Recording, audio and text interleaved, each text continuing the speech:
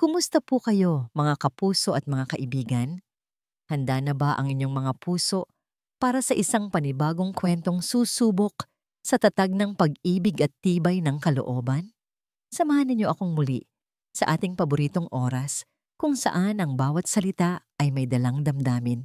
Sabi nila, ang tiwala ay parang isang salamin.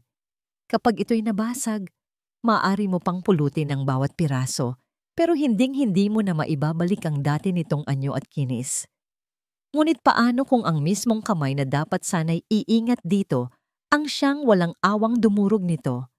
Ito ang kwento ni Hiraya. At ito ang simula ng kanyang paglalakbay sa gitna ng pag-ibig, pagtataksil at pagbangon. Ang hangin sa dagat ay may dalang amoy ng asin at mga pangarap. Para kay Hiraya, ito ang simula ng lahat. Nakaupo sa gilid ng marangyang yate habang dahan-dahang nilalamon ng takip silim ang kulay kahel na langit. Dama niya ang bawat pintig ng pag-asa sa kanyang puso. Ang marahang pag-ugoy ng paraluman ay tila isang duyan at ang musika ng alon ay isang uyayi para sa munti niyang anghel na natutulog sa kanyang sinapupunan. Anak ko, bulong niya habang marahang hinahaplos ang kanyang bilugang tiyan. 5 buwan. 5 buwan ng purong kaligayahan na waray bumura sa lahat ng sakit at luhang tiniis niya. Nagustuhan mo ba dito? Ginawa ito ng papa mo para sa atin. Isang nangiti ang sumilay sa kanyang mga labi nang maramdaman niya ang isang banayad na sipa mula sa loob. Ito ang kanilang sikreto, ang kanilang munting pag-uusap. Hiraya, mahal ko. Ang baritonong boses na yon ay nagpatigil sa kanyang mundo. Lumingon siya at natanaw si Lakan, ang kanyang asawa, na may dalang 2 kopita ng sparkling grape juice. Sa likod nito, ang papadilim na kalangitan ay nagbigay diin sa matikas nitong tindig. Isang prinsipe, iyon ang lagi niyang naiisip. At siya, isang simpleng guro. Ang pinalad na maging prinsesa nito para sa inyo, ng anak natin. Sabi ni Lakan, iniabot ang isang kopita sa kanya. Umupo ito sa tabi niya at ang init ng katawan nito ay tila isang kumot na yumakap sa kanya laban sa malamig na simoy ng hangin. Isang selebrasyon para sa ating bagong simula. Salamat, Lakan. Napakaganda dito. Sobrang ganda. Sagot ni Hiraya, ang mga matay nangingilid sa luha ng pasasalamat. Ang sorpresang biyaheng ito, ang sagot sa lahat ng kanyang panalangin. Ang mga huling buwan ay naging mahirap. Ang distansya sa pagitan nila ay lumaki at ang mansyon ng mga dalisay ay naging isang malamig na palasyo. Ngunit ngayon, dito sa gitna ng karagatan, tila sila lang ang tao sa mundo. Itinaas ni Lakan ang kanyang kopita. Para sa ating pamilya, para sa ating tagapagmana. Ang salitang tagapagmana ay tila isang kidlat na gumuhit sa kalmadong isipan ni Hiraya. Bigla, ang magandang alaala ay napalitan ng isang madilim na anino mula sa nakaraan. Nasa loob sila ng isang malamig at puting opisina ng doktor. Ang hangin ay mabigat sa hindi masabing balita. I'm sorry, Mr. Dalisay, sabi ng doktor sa malumanay, ngunit tiyak na boses. Based on the results, the problem is with your sperm motility. It's close to impossible for you to father a child. Nakita ni Hiraya kung paano gumuho ang mundo ni Lakan sa isang iglap. Ang lalaking kilala niyang matatag at puno ng kumpiyansa ay naging isang basag na salamin sa kanyang harapan. Ngunit hindi ang sakit ni Lakan ang pinakamasakit. Ito ay ang mga salitang binitiwan ng ina nito, si Senyora Elvira, nang malaman nito ang balita. Isang guro ka lang, Hiraya. Ang tanging silbi mo sa pamilyang ito ay ang magbigay ng apo sa akin. At kahit iyon ay hindi mo magawa. Sigaw nito sa kanya sa loob ng kanilang silid. Habang si Lakan ay tahimik lang na nakikinig sa isang sulok, walang ginawa. Mahal? Ang boses ni Lakan ang nagpabalik sa kanya sa kasalukuyan. Nakita niya ang pag-aalala sa mga mata nito. Ayos ka lang? Masyado ka yatang malalim ang iniisip. Pilit nang ngumiti si Hiraya, iwinaksi ang masamang alaala. Ayos lang ako. Masaya lang ako. Ito na ang himala natin, Lakan.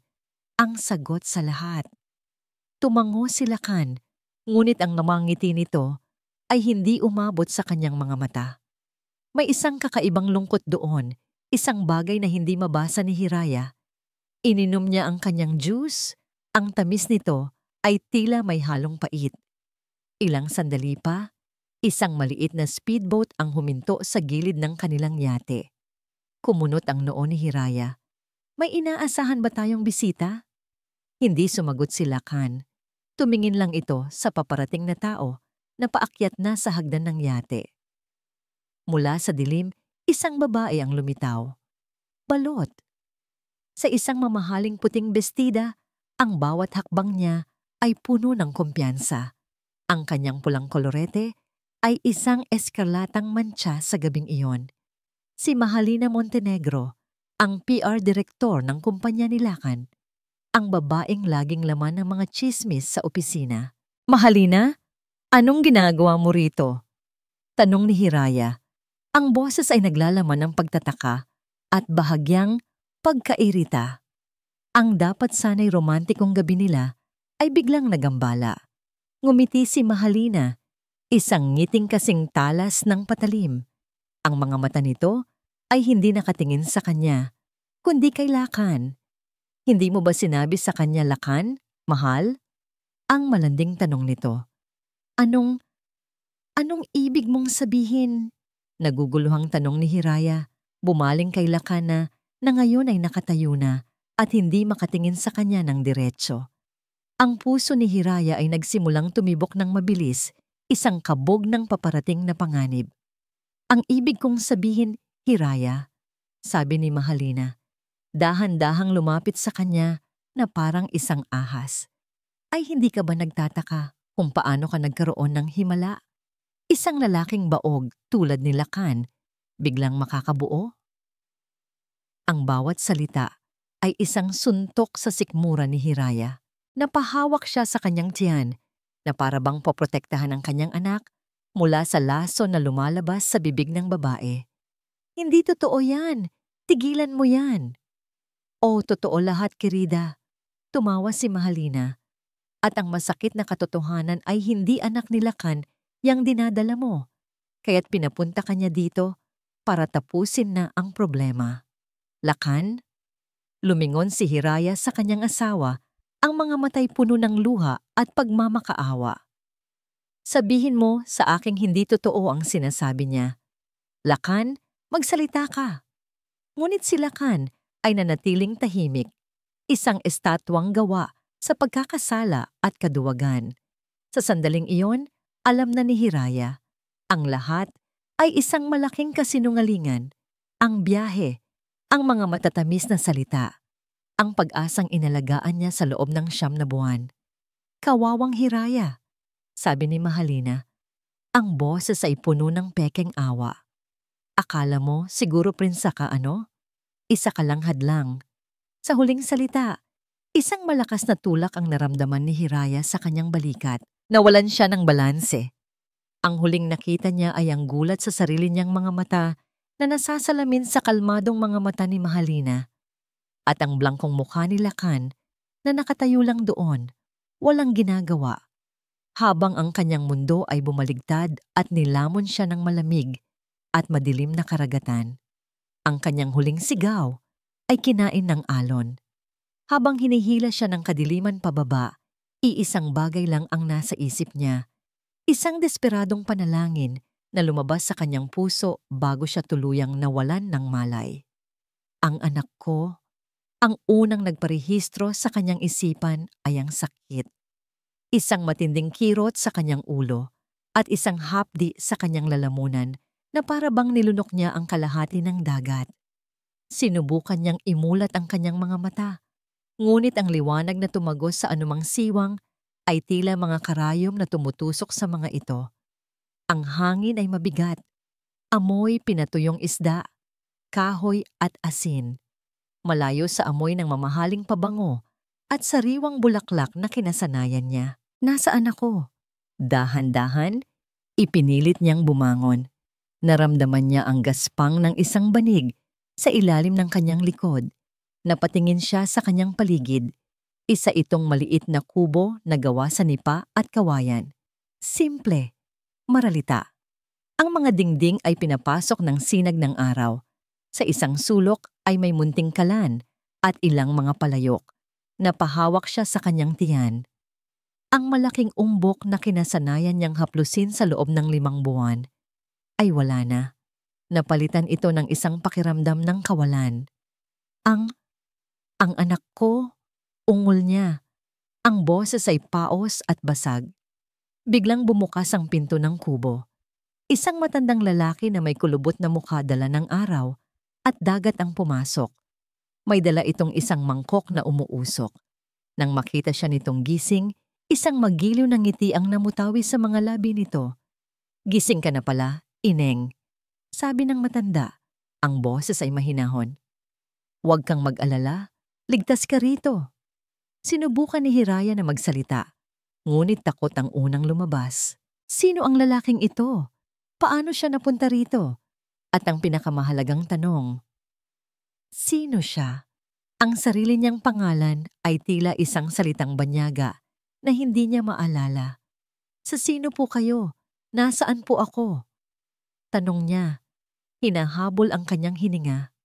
"Ako si Lino," sagot ng matanda. Dahan-dahang inilapag ang mangkok ng mainit na sabaw sa isang maliit na bangkito. "Isa akong mangingisda. Natagpuan kita sa dalampasigan kahapon sa unang sinag ng araw. Walang malay. Mabuti na lang at naisalba ka ng mga alon." Dalampasigan? Alon?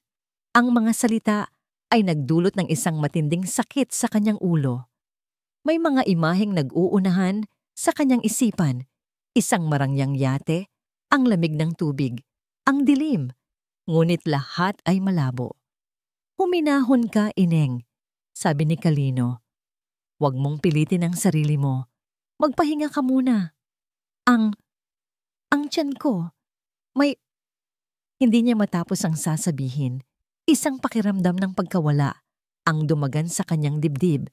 Mas masakit pa sa anumang pisikal na sugat. "Ang sanggol sa sinapupunan mo. Ligtas siya, Ineng. Malakas ang kapit niya," sabi ni Kalino. At ang mga salitang yon ay ang pinakamagandang musikang narinig ni Hiraya. Napahawak siya sa kanyang tiyan at sa pagkakataong ito, naramdaman niya ang isang bahagyang pitik mula sa loob. Buhay. Buhay ang anak niya, isang himala. Sa mga sumunod na araw, inalagaan siya ni Kalino at ng asawa nitong si Aling Sela. Wala siyang maalala sa kanyang nakaraan.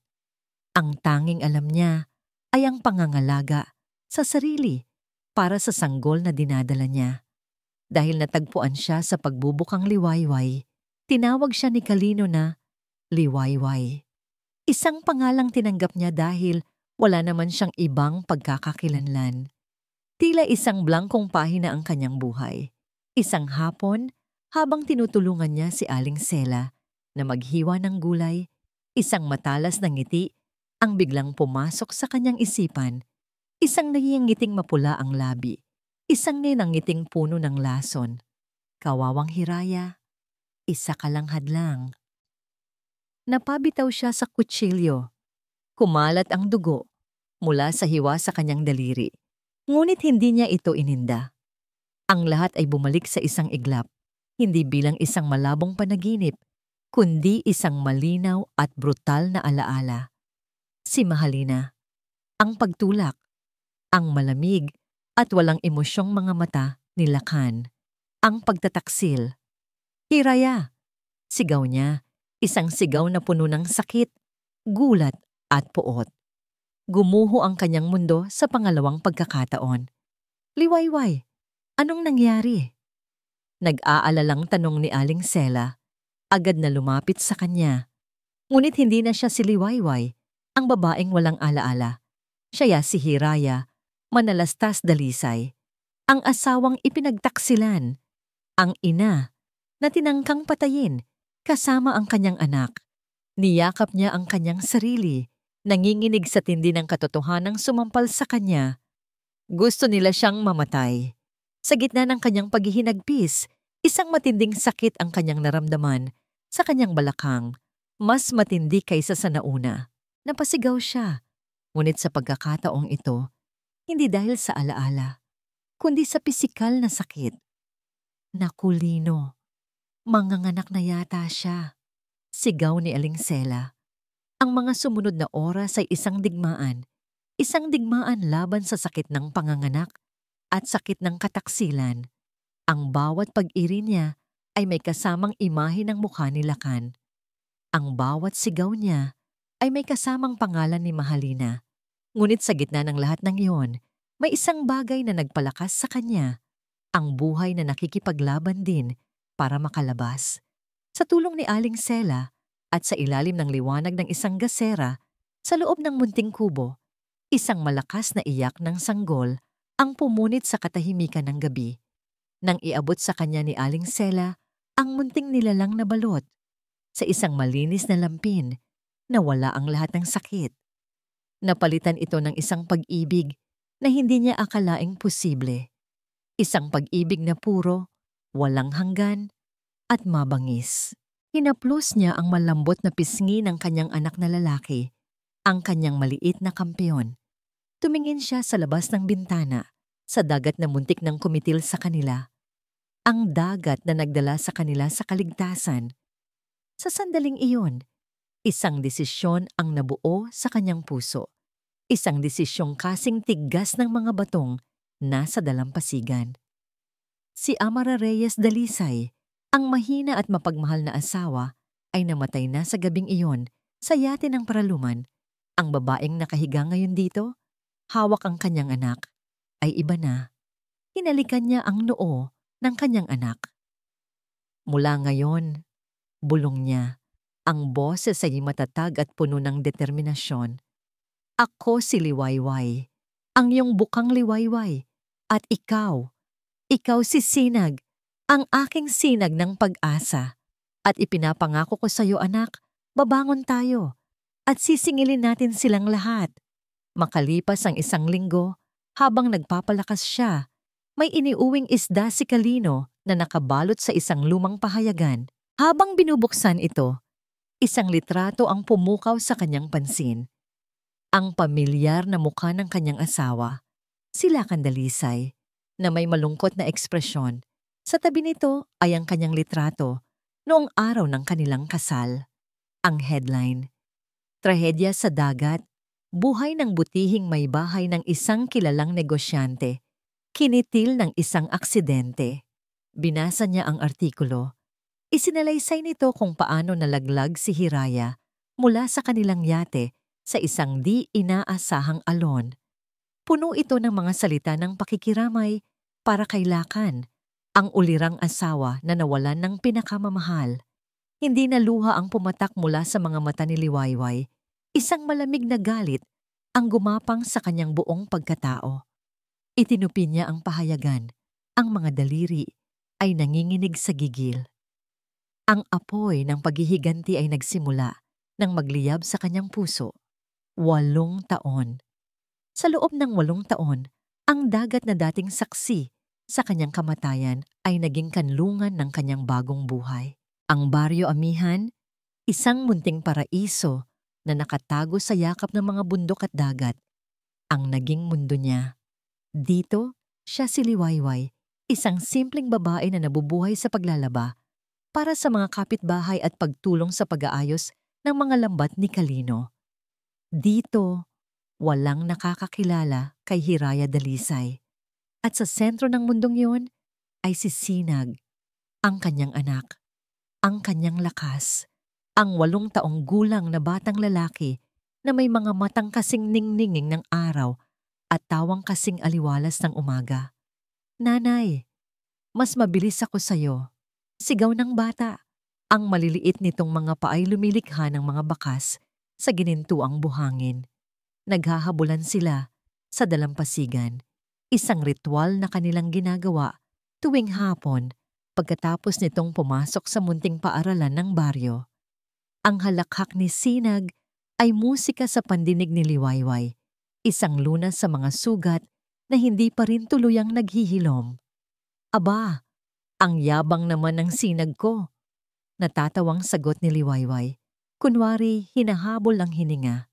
Sige ka, kapag nahuli kita, kikilitiin kita hanggang sumuko ka. Hinayaan niyang mauna ang anak. Pinanood niya itong tumakbo. Ang buhok nito'y nililipad ng hangin. Sa bawat paghakbang nito, nakikita niya ang kinabukasang ipinagkait sa kanya. Ang kinabukasang itatayo niyang muli para sa kanilang dalawa. Ngunit kung minsan, sa mga sandaling tulad nito, kapag ang anino ng kanyang anak ay humahaba sa ilalim ng papalubog na araw, hindi niya maiwasang makita ang isang anino ng nakaraan, ang anino ng lalaking nagbigay buhay dito, at siya ring nagtangkang kumitil sa kanila. Gabi na, matapos ang hapunan, habang tinutulungan siya ni Sinag na magligpit ng kanilang pinagkainan, bigla itong nagsalita. Naitotoo po ba? Ang alin, anak? Tanong ni Liwayway, hindi lumilingon mula sa paghuhugas ng pinggan. Si Itay. Sabi po ni Marco sa eskwela, ang mga tatay daw po ang pinakamatapang sa lahat. Ganoon din po ba ang itay ko? Natigilan si Liwayway. Napahawak siya ng mahigpit sa baso na kanyang hinuhugasan. Ito ang tanong na matagal na niyang kinatatakutan. Ang tanong na alam niyang darating balang araw. Sa loob ng 8 taon, iisang kwento lang ang sinasabi niya kay Sinag. Ang kanyang ama ay isang mabuting tao, isang mandaragat na kinuha ng isang malaking bagyo bago pa man siya isilang. Isang kasinungalingan na kasing pait ng ngapdo tuwing binibigkas niya. Lumuhod siya para magpantay ang kanilang mga mata. Hinawakan niya ang malambot na pisngi ng anak. Oo anak, matapang ang tatay mo, sabi niya. At sa isang banda, hindi siya nagsisinungaling. Kinailangan ng tapang para gawin ang ginawa ni Lakan. Tapang na manggaling sa kaduwagan. At mahal na mahal ka niya. Nakita niya ang kislap sa mga mata ni Sinag. Niyakap siya nito ng mahigpit. Sana po nakilala ko siya. Sa yakap na yon, gumuho ang pader na 8 taon niyang itinatayo. Ang katahimikan na kanyang inalagaan ay hindi sapat. Ang pagtatago ay hindi hustisya. Habang buhay sila Kan at Mahalina na malaya at masaya, ang anino nila ay mananatiling isang banta sa kinabukasan ng kanyang anak. Sa gabing iyon, habang mahimbing na natutulog si Sinag sa kanyang tabi, gumawa siya ng isang desisyon. Kinabukasan, bago pa man sumikat ang araw, pumunta si Liwayway sa kabilang baryo kung saan may signal ng telepono. Gamit ang isang lumang dikipad na cellphone na tago niyang iniingatan, tinawagan niya ang isang numerong matagal na niyang nasa ulo. Hello? Sagot ng isang pamilyar na boses sa kabilang linya. Tito Mateo, bulong ni Liwayway, isang sandali ng katahimikan. Hiraya, ikaw ba yan, Hija? Ang gulat na tanong ng lalaki. Si Mateo de Leon, ang pinakamatalik na kaibigan ng kanyang yumaong ama. Isang retiradong general na may malaking utang na loob sa kanilang pamilya at may sariling dahilan para kamuhian ang mga dalisay. Opo, tito. Buhay po ako, sabi ni Hiraya. Ang boses ay nanginginig. Saan ka nagpunta? 8 taon kitang hinanap. Akala namin. Kailangan ko pong magtago, tito, para sa kaligtasan ng anak ko. Ikinuwento niya ang lahat. Ang bawat detalye ng gabing iyon, ang 8 taon ng kanyang pagtatago, at ang kanyang plano. Handa na po akong bumalik, deklara niya. Ang boses ay matatag na ngayon, at kailangan ko po ang tulong ninyo. Hindi nagdalawang isip si Mateo. Sabihin mo lang kung anong kailangan mo, Hija. Panahon na para pagbayaran ng mga dalisay ang lahat ng kasalanan nila. Hindi lang sa'yo, kundi pati na rin sa pamilya ko. Makalipas ang 1 linggo, dumating ang isang pakete para kay Liwayway. Naglalaman ito ng mga bagong dokumento, pera, at isang uniforme. Isang uniforme ng janitor. Ito ang plano. Papasok siya sa pugad ng mga leon, hindi bilang isang reyna, kundi bilang isang anino na walang sinumang papansinin. Ang pagpapaalam kay Sinag ang pinakamahirap na bahagi. Anak, kailangan munang umalis ni nanay. May asikasuhin lang si nanay sa syudad. Sabi niya, pinipigilan ang mga luhang nagbabadyang tumulo. Pero babalik ako. Pangako yan. Bakit po hindi ako pwedeng sumama? Tanong ni Sinag, ang mga matay na lulungkot na. Dahil mas ligtas ka dito, iiwan kita kina Lolo Lino at Lola Sela. Sila muna ang magbabantay sa'yo. Paliwanag niya. Ibinigay niya sa anak ang isang maliit na kabibe na pinulot nila sa dalampasigan. Kapag namimiss mo si nanay, kausapin mo lang ito. Makakarating sa akin ang lahat ng sasabihin mo. Niyakap niya ang kanyang anak sa huling pagkakataon. Sinisiksik sa kanyang alaala ang amoy at init nito. Bawat segundo ay isang karayom sa kanyang puso. Ito ang sakripisyo. Ito ang simula ng laban. Isang bus ang naghatid sa kanya palayo sa Baryo Amihan at pabalik sa Maynila, ang siyudad na kapwa paraiso at impyerno niya. Nakatayo ngayon si Hiraya o Liwayway sa harap ng isang naglalakihang gusali na gawa sa salamin at bakal. Dalisay Group of Companies. Ang pangalan ay tila isang insulto na nakaukit sa langit. Suot ang asul na uniforme ng isang janitor. Dala ang isang timba at mop. Huminga siya ng malalim.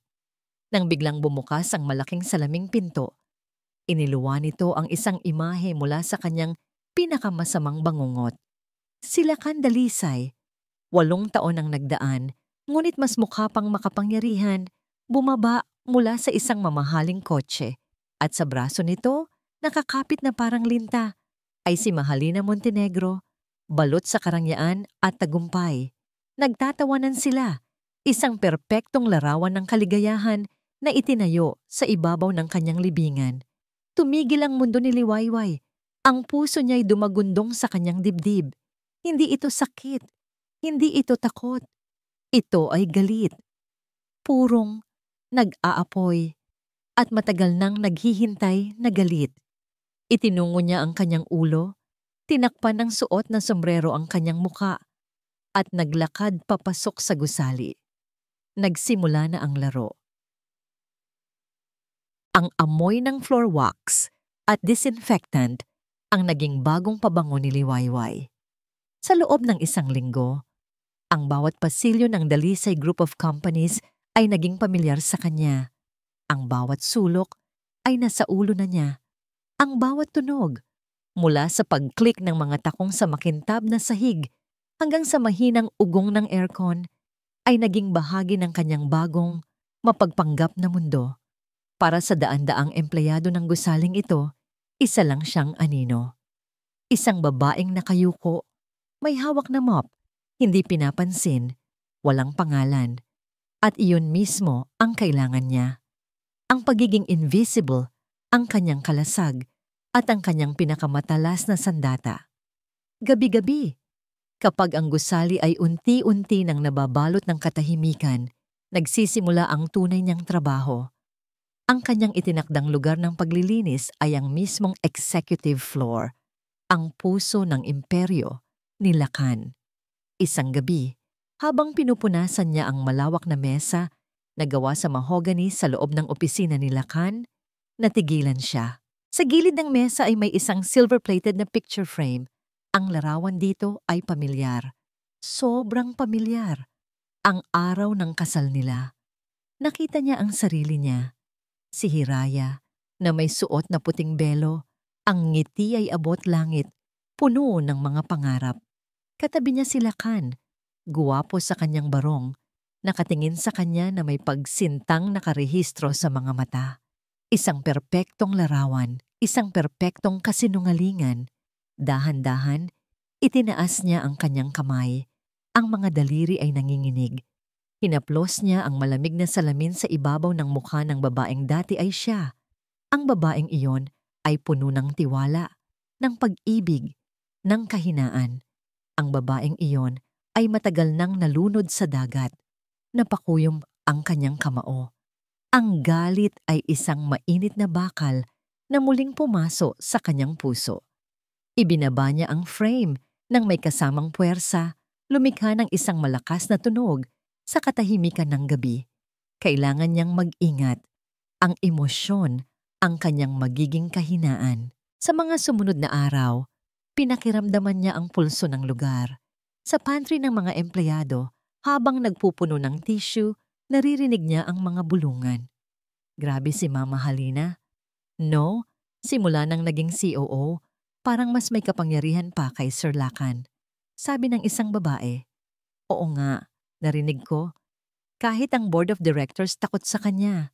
Kung anong gusto niya, nakukuha niya. Sagot naman ng isa pa. Kumpirmado. Ang ahas na yon ay hindi lang isang kirida. Isa na itong reyna sa sarili niyang kaharian at si Lakan ang papet nito. Ang pagkakataong makaharap sila ay hindi niya inaasahan at dumating ito sa pinakapublikong lugar, sa loob ng elevator. Papasok na sana siya para linisin ang comfort room sa ika-14 na palapag nang biglang bumukas ang pinto ng elevator at lumabas ang mga empleyado. Nagmamadali, itinulak niya ang kanyang cleaning cart papasok. Hindi niya napansin na may isang pares ng mamahaling sapatos ang humakbang papasok din. Sa isang iglap, tumagilid ang kanyang cart at ang isang maliit na timba ng tubig na may sabon ay natapon, bumasa sa puting-puting bestida ng babae. Ano ba? Isang matinis at aroganteng sigaw ang kanyang narinig. Nang iangat niya ang kanyang tingin, ang dugo sa kanyang katawan ay tila nagyelo. Si Mahalina Montenegro, nakatayo sa kanyang harapan. Ang magandang mukha ay nababalot ng galit at pandidiri habang nakatingin sa mantsa sa kanyang damit. Tanga! Hindi ka ba tumitingin sa dinadaanan mo? Sigaw nito. Sapat na para marinig ng lahat ng nasa lobby. Pasensya na po, ma'am. Hindi ko po sinasadya. Sabi ni Liwayway, agad na yumuko at kumuha ng basahan. Pinanatili niyang nakababa ang kanyang ulo. Ang suot na sombrero ay tumatakip sa kanyang mukha. Huwag mo akong hawakan ng marumi mong kamay, sabi ni Mahalina. Tinabig ang kanyang kamay. Walang silbi. Magkano ba yung buhay mo para bayaran tong damit ko? Manigas ka dyan. Bawat salita ay isang dagok. Ngunit tiniis ni Liwayway. Ito ang pagtitiis. Ito ang parusa na kailangan niyang pagdaanan. May problema ba dito, Halina? Isang boses ang nagpatigil sa lahat.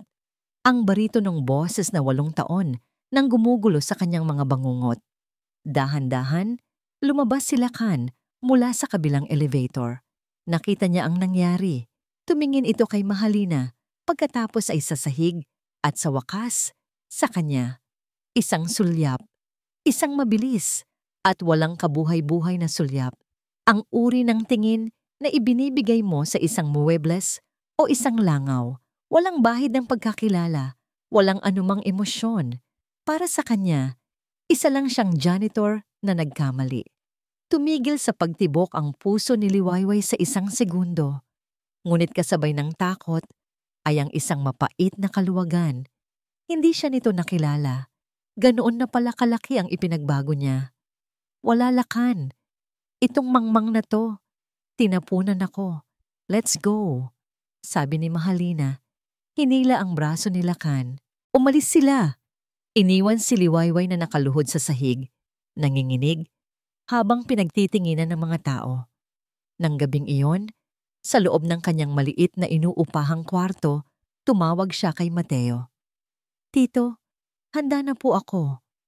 Sa ilalim ng gabay ni Mateo, isinagawa niya ang pinakadelikadong bahagi ng plano. Kinailangan niyang maghintay hanggang hating gabi kung kailan ang security ay minimal. Pumasok siya muli sa opisina ni Lakan, hindi na para maglinis. Sa kanyang bulsa ay may isang bagay na kasing liit ng butones, isang high-tech na listening device. Ang bawat tunog sa labas ay nagpapakaba sa kanya. Ang puso niya'y dumadagundong sa kanyang dibdib. Lumuhod siya, gumapang sa ilalim ng malaking mesa. Ang amoy ng katad at mamahaling kahoy ay nagpapaalala sa kanya ng mga kasinungalingan. Sa nanginginig na mga kamay, idinikit niya ang maliit na aparato sa ilalim ng mesa sa lugar na imposibleng makita. Matagumpay. Mabilis siyang umalis, walang nag-iwan ng anumang bakas. Kinabukasan, pagka-uwi mula sa trabaho, isinaksak niya ang kasamang receiver sa kanyang luma at munting laptop. Naglagay siya ng earphones. Sa una, puro static. Ngunit maya-maya, narinig niya sila. Ang boses ni Lakan at ni Mahalina na para bang nasa loob lang sila ng kanyang kwarto.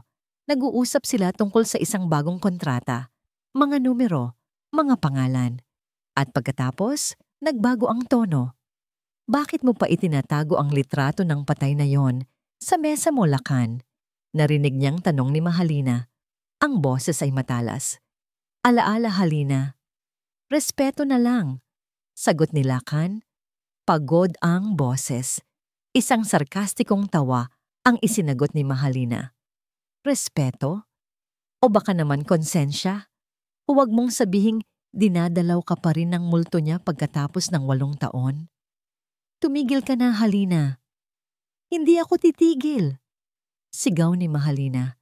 At sa pagkakataong ito, may halong pagbabanta sa boses nito. Huwag mong kalimutan kung ano ang utang mo sa akin, Lakan.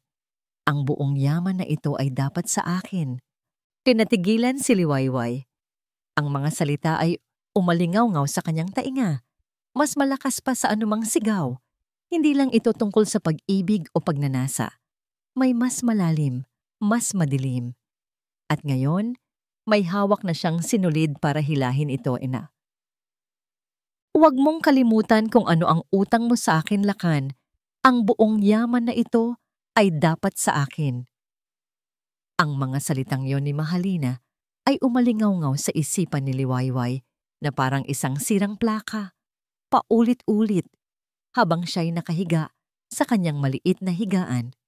Hindi na siya halos nakatulog.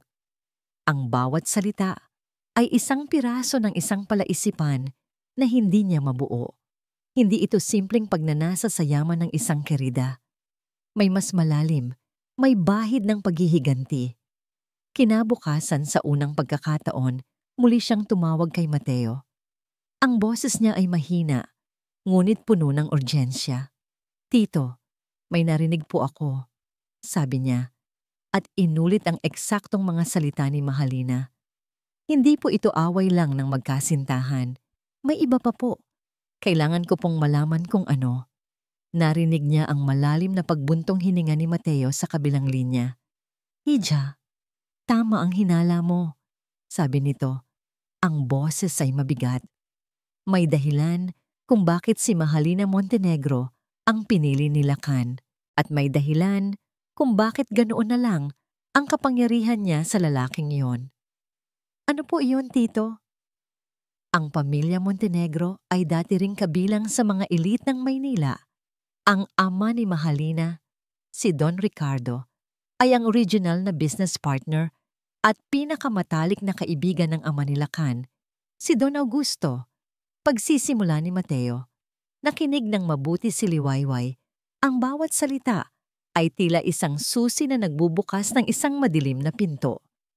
Magkasama nilang itinayo ang pundasyon ng Dalisay Group. Ngunit si Don Augusto ay sakim.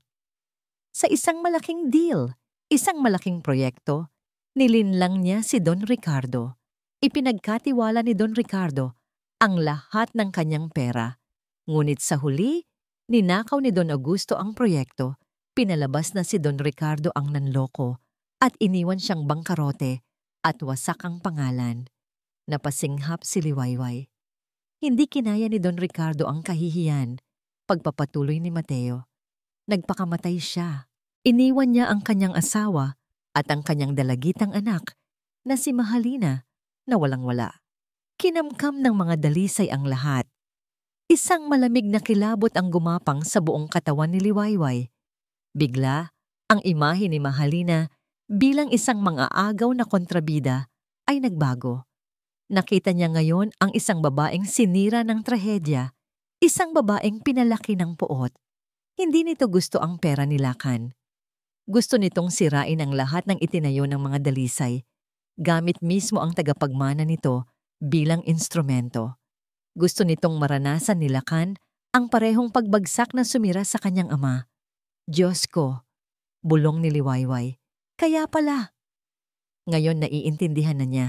Nasa gitna siya ng dalawang demonyo, isang duwag na pinapatay ng konsensya at isang babaeng nagnginggit-ngit sa paghihiganti. At mas nakakatakot iyon. Kailangan ko ng pruweba, tito.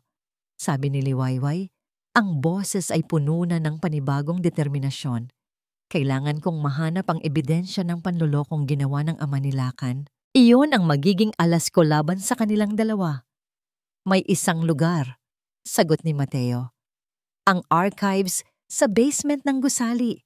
Doon itinatambak ang lahat ng lumang kontrata at dokumento. Ngunit mahigpit na binabantayan iyon. Ang pagkakataon ay dumating makalipas ang 2 araw. Isang anunsyo ang ipinaskil sa bulletin board. Magkakaroon ng building-wide na fire and earthquake drill sa Biyernes ng hapon. Ito na yon.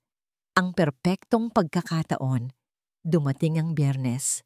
Eksaktong 3:00 ng hapon, isang nakabibinging alarma ang umalingaw-ngaw sa buong gusali. Nagsimulang maglabasan ng mga empleyado mula sa kanilang mga opisina. Isang maingay, ngunit organisadong agos ng mga tao patungo sa mga fire exit. Bilang isang janitor, kasama sa tungkulin ni Liwayway ang tumulong sa paggabay sa mga tao.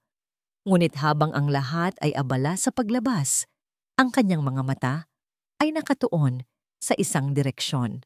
Pababa. Nang makahanap ng tiyempo, nang walang sino mang nakatingin, mabilis siyang lumihis ng daan. Habang ang lahat ay umaakyat o bumababa sa hagdanan palabas, siya ay tumakbo patungo sa hagdanan na papuntang basement. Ang bawat hakbang niya pababa ay isang kabog sa kanyang dibdib. Ang mga pasilyo ay walang tao. Ang tanging maririnig ay ang nag-etsyong tunog ng alarma at ang sarili niyang hininga. Nakarating siya sa isang malaking pintong metal na may nakasulat na archives. Gaya ng inaasahan, dahil sa drill, hindi ito nakalock. Pinihit niya ang doorknob at pumasok. Isinara ang pinto sa kanyang likuran. Ang amoy ng alikabok at lumang papel ang sumalubong sa kanya. Mga hilera ng matataas na estante na puno ng mga kahon at folder ang nasa kanyang harapan. Saan siya magsisimula?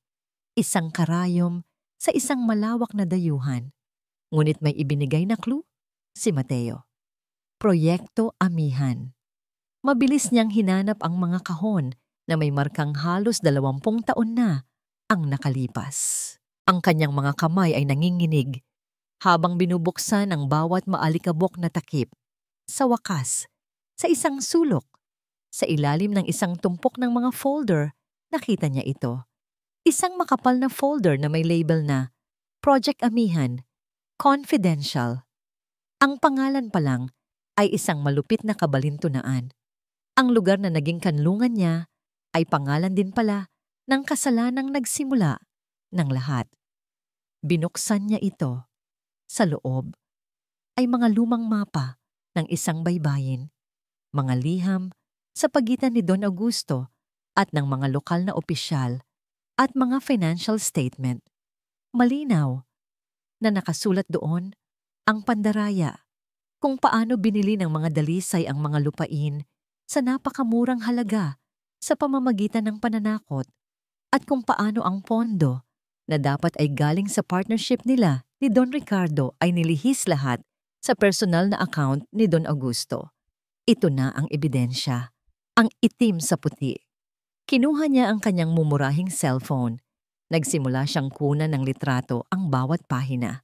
Ang bawat pag-click ng kamera ng telepono ay tila isang putok ng baril sa nakabibinging katahimikan. 1, 2, 10 pahina. Ang kanyang puso ay kumakarera laban sa oras. Alam niyang anumang oras ay matatapos ang drill. Nasa huling pahina na siya, isang sulat mula sa bangko na nagpapatunay sa illegal na money transfer. Isang ngiti ng tagumpay ang unti-unting namumuo sa kanyang mga labi. Hawak na niya sila. Bigla, narinig niya ito. Mga yabag, papalapit sa pinto. Hindi ito ang mabagal na yabag ng isang security guard. Mabilis, tiyak, may awtoridad. Nagyelo si Liwayway. Hindi siya makagalaw. Ang cellphone ay nanatili sa kanyang kamay. Ang screen ay nagliliwanag pa sa huling litratong kanyang kinuha. Ang doorknob ay dahan-dahang umikot. Bumukas ang pinto at isang matangkad na anino ang humarang sa liwanag mula sa pasilyo. Ang alarma ay tumigil na. Ang tanging naririnig na lang niya ay ang pagdagundong ng sarili niyang dugo sa kanyang tainga. Ang anino ay humakbang papasok. Ang mukha nito ay pamilyar. Ang mga matang iyon, puno ng pagtataka na mabilis na naging matalas na pagdududa. Si Lakan. Nakatitig ito sa kanya, isang hamak na janitor na nakaluhod sa sahig. Sa gitna ng mga nagkalat na kumpidensyal na dokumento, hawak ang isang telepono. "Sino ko ka?" tanong ni Lakan. Ang boses ay malamig at mapanganib. "Anong ginagawa mo rito?" Ang hangin sa loob ng archives ay tila naubos. Ang tanging naririnig ni Liwayway ay ang mabilis at malakas na pagkabog ng kanyang puso sa loob ng kanyang dibdib. Isang tambol na nagbabadya ng panganib. Sa kanyang harapan, si Lakan Dalisay ay nakatayo na parang isang hukom. Ang mga matay matalas na sinusuri ang bawat galaw niya. Ang isipan niya ay sumisigaw. Huwag kang bibigay. Huwag kang titingin sa mata niya. Maging hangin ka lang. Isa ka lang anino. Sa isang iglap, bumalik siya sa pagiging hamak na janitor. Mabilis niyang itinago ang cellphone sa kanyang bulsa at yumuko. Nanginginig na pinulot ang mga nagkalat na folder. Ang kanyang mga galaw ay puno ng pagkataranta at takot. Isang perpektong pag-arte. "Papasensya na po, sir," sabi niya. Ang boses ay garalgal at halos pabulong. Pinanatili niyang nakatungo ang kanyang ulo. Naligaw lang po ako. Tapos na po ba ang drill?" "Hinahanap ko po kasi ang CR. Akala ko po..." Tinitigan siya ni Lakan. Hindi kumikibo. Ang katahimikan ay mas nakakabingi kaysa sa anumang sigaw. Ramdam niya ang titig nito na para bang sinusunog ang kanyang anit. Bawat segundo ay isang walang hanggang paghihirap. "Naligaw ka sa loob ng high security archives?" tanong ni Lakan. Ang boses ay malamig at puno ng pagdududa. "At sa lahat ng lugar na mapupuntahan mo, dito pa sa section ng mga pinakalumang kaso ng kumpanya."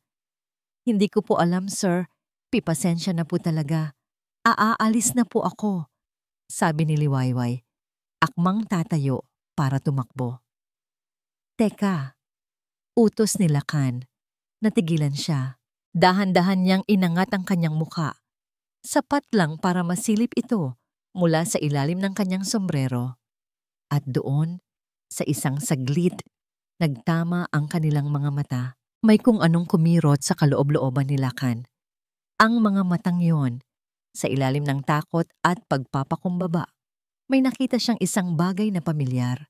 Isang kislap ng katatagan, isang anino ng isang nakaraang hindi niya mapangalanan. Imposible. Ang babae sa harap niya ay payat, kayumanggi ang balat, at may peklat sa gilid ng noo. Mga katangiang malayo sa perpektong kutis at alindog ng kanyang yumaong asawa.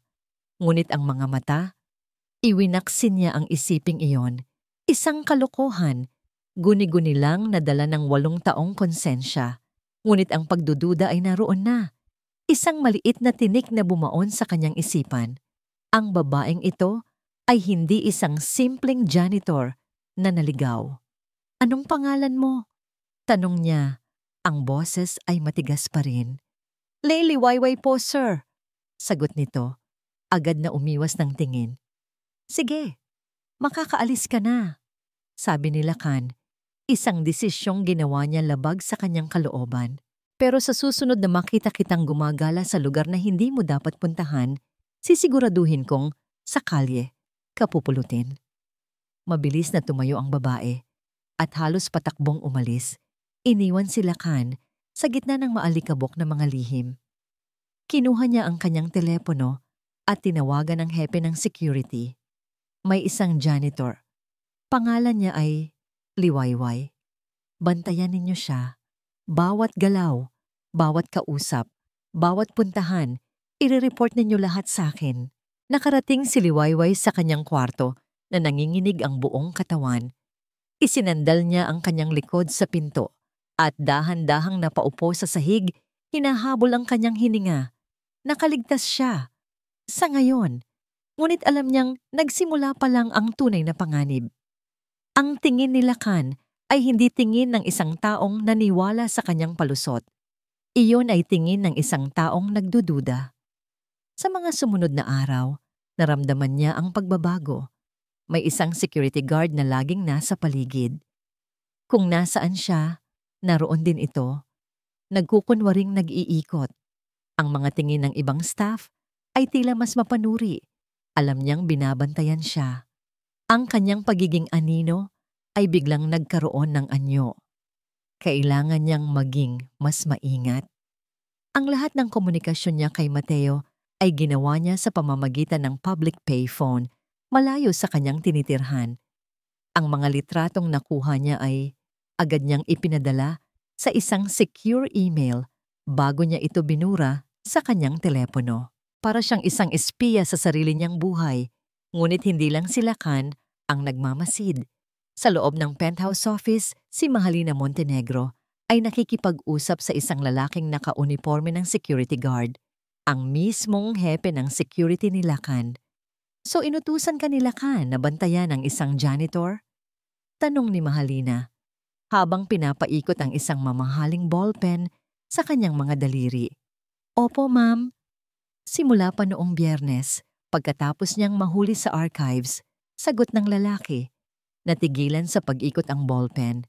Kumunot ang noo ni Mahalina. Isang janitor sa archives? At biglang nagkaroon ng interes si Lacan dito? Hindi ito coincidence. Mayroong gumagalaw sa likod ng mga anino. Isang taong hindi niya kilala. At ang sino mang hindi niya kilala ay isang banta sa kanyang plano. Ang planong 8 taon niyang hinintay para isakatuparan. Salamat sa impormasyon, sabi ni Mahalina. Naglabas ng isang makapal na sobre ng pera mula sa kanyang drawer. Ipagpatuloy mo ang pag-uulat sa akin. Huwag mong hahayaang may malaman si Lacan na alam ko. Nang makaalis ang security chief, tumayo si Mahalina at tumingin sa bintana. Tanaw ang buong syudad na balang araw ay mapapasa kamay niya. Isang hamak na janitor. Sino man siya, kailangan siyang mawala. Mabilis. At tahimik. Hindi niya hahayaang ang isang maliit na daga ang sumira sa kanyang perpektong patibong. Gabi. Si Liwayway ay naglalakad sa isang madilim na eskinita, pauwi sa kanyang tinutuluyan. Pagod ang kanyang katawan at isipan. Ang pakiramdam na laging may matang nakabantay sa kanya ay nakakapanghina. Biglang nag-vibrate ang kanyang cellphone sa bulsa. Kinuha niya ito. Isang text message mula sa isang numerong hindi rehistrado. Bisto ka na. Mag-ingat ka. 2 pangungusap lang, ngunit sapat na yon para manlamig ang kanyang buong katawan. Sino ang nagpadala nito? Si Mateo ba? O may iba pa? Bago pa man niya maproseso ang tanong, isang ugong ang kanyang narinig. Isang ugong ng makina na papalakas ng papalakas. Mula sa dulo ng eskinita, isang itim na van na walang plaka ang humarurot patungo sa kanyang direksyon. Ang mga headlight nito ay 2 nagliliyab na mata na uhaw sa kanyang buhay. Wala na siyang oras para mag-isip. Wala na siyang oras para tumakbo. Ang tanging nagawa niya ay mapatingin sa papalapit na liwanag, habang ang sigaw ay nanatiling nakasakal sa kanyang lalamunan. Ang tunog ng humaharurot na gulong at ang nakakasilaw na liwanag, ang huling mga bagay na naproseso ng isipan ni Liwayway Bago siya kumilos, dala ng purong instinct. Sa huling saglit, tumalon siya. Isang desperadong pagtalon patungo sa isang tumpok ng mga basura sa gilid ng eskinita. Naramdaman niya ang malakas na pagtama ng kanyang katawan sa mga karton at plastik. Kasunod noon ay ang malakas na pagdaan ng hangin at ang nakabibinging tunog ng van na dumaan sa mismong lugar kung saan siya nakatayo. Ilang segundo lang ang nakalipas. Nagpagulong-gulong siya. Ang matulis na gilid ng isang lata ay humiwa sa kanyang braso, ngunit hindi niya ininda ang sakit. Nang siya'y tumigil, nanatili siyang nakadapa, pinipigilan ang kanyang hininga. Narinig niya ang pagpepreno ng van sa dulo ng kalye na para bang tinitiyak kung natapos na ba ang trabaho. Pagkatapos ng ilang segundong tila walang katapusan, muli itong humarurot at tuluyang naglaho sa dilim. Dahan-dahan siyang bumangon, nanginginig ang buong katawan. Hindi dahil sa takot, kundi dahil sa isang umaapaw na galit. Ito na iyon, ang babala. Hindi na ito isang laro ng pagmamanman. Ito ay isang laro ng buhay at kamatayan. Hindi silakan ang may gawa nito. Ang galaw na ito ay masyadong marahas, masyadong desperado. Ito ay gawa ni Mahalina. Ang babaeng yon ay hindi na mag-aaksaya ng panahon sa pagtatanong. Kapag may duda, diretso sa pagpatay. Naglakad siya pa uwi, ang bawat hakbang ay mabigat. Pagpasok sa kanyang kwarto, isinara niya ang pinto at isinandal ang kanyang likod dito. Napatingin siya sa salamin. Ang babaeng nakatingin pabalik sa kanya ay hindi na si Hiraya. Hindi na rin basta-basta si Liwayway. Ito ay isang babaeng sugatan, pagod, at nasa bingit ng pagkatalo. Kinuha niya ang kanyang telepono. Kailangan niyang tawagan si Sinag. Kailangan niyang marinig ang boses ng kanyang anak. Iyon lang ang tanging bagay na makakapagbigay sa kanya ng lakas ngayon. Nanay. Ang masayang boses ni Sinag ang sumagot mula sa kabilang linya. Kamusta na po kayo? Uuwi na po ba kayo? Ang bawat salita ay isang karayom na tumusok sa puso ni Liwayway. Malapit na, anak. Konting tiis na lang. Sabi niya, pinipigilan ang kanyang boses na mabasag. Kamusta ka na? Nagpapakabait ka ba kina Lolo Lino mo? Opo, Nay. Nay, tinuruan po ako ni Lolo Lino kung paano gumawa ng bangkang papel. Pag-uwi niyo po, papalutangin natin sa dagat. Ha? Sa sandaling iyon, isang imahe ang nabuo sa kanyang isipan. Ang itim na van na humaharurot, hindi patungo sa kanya, kundi patungo sa Baryo Amihan, patungo sa kanyang anak. Kung kaya siyang ipapatay ni Mahalina dito sa Maynila, walang pipigil dito na saktan ng kanyang anak para makuha ang gusto nito. Anak, makinig ka, sabi ni Liwayway. Ang boses ay biglang naging seryoso. Mahal na mahal ka ni nanay, ha? Ikaw ang buhay ko. Pagkatapos ng tawag, isang desisyon ang nabuo sa kanyang isipan. Isang desisyon na mapanganib, marahil ay isang kabaliwan. Ngunit wala na siyang ibang pagpipilian. Hindi na niya kayang mag-isa. Hindi na niya kayang maging anino. Kung gusto niyang manalo sa larong ito, kailangan niyang guluhin ang buong chessboard. Kailangan niyang lapitan ang isa sa mga hari. Kinabukasan, hindi siya pumasok sa trabaho. Sa halip, ginugol niya ang umaga sa pagmamanman. Alam niya ang routine ni Lakan. Tuwing 10:00 ng umaga, bago ang sunod-sunod na meeting, nagpupunta ito sa isang maliit at tahimik na coffee shop malapit sa opisina para mag-isang magbasa ng dyaryo. Iyon ang bintana niya. Pumasok si Liwayway sa coffee shop. Hindi na siya ang janitor na nakayuko. Kahit suot lang ang isang simpleng blusa at pantalon, may ibang aura sa kanya ngayon. Isang aura ng determinasyon. Nakita niya si Lakan sa isang sulok, abala sa pagbabasa. Huminga siya ng malalim at lumapit. Sir Lakan, sabi niya. Nag-angat ng tingin si Lakan. Ang pagtataka ay agad na napalitan ng pagkairita at pagdududa nang makita kung sino siya. Ikaw? Anong ginagawa mo dito? Sinusundan mo ba ako? Kailangan po nating mag-usap. sabi ni Liwayway. Ang boses ay kalmado, ngunit matatag. Wala tayong dapat pag-usapan. Umalis ka na, bago pa ako tumawag ng security. Banta ni Lakan, ibabalik na sana ang atensyon sa dyaryo. Kahit na tungkol ito sa pagnanakaw ni Mahalina sa kumpanya ninyo, natigilan si Lakan. Dahan-dahan niyang ibinaba ang dyaryo. Ang mga mata niya'y naniningkit. Anong sinabi mo? Umupo si Liwayway sa silyang nasa harapan niya. Hindi inanyayahan. Inilabas niya ang isang maliit na sobre mula sa kanyang bulsa at inilapag ito sa mesa. Bago po ako naging janitor, bookkeeper po ako at may mga numero na hindi nagtutugma sa Dalisay Group, sir. Binuksan nila ka ng sobre. Sa loob ay ilang piraso ng papel, mga kopya ng bank transfer.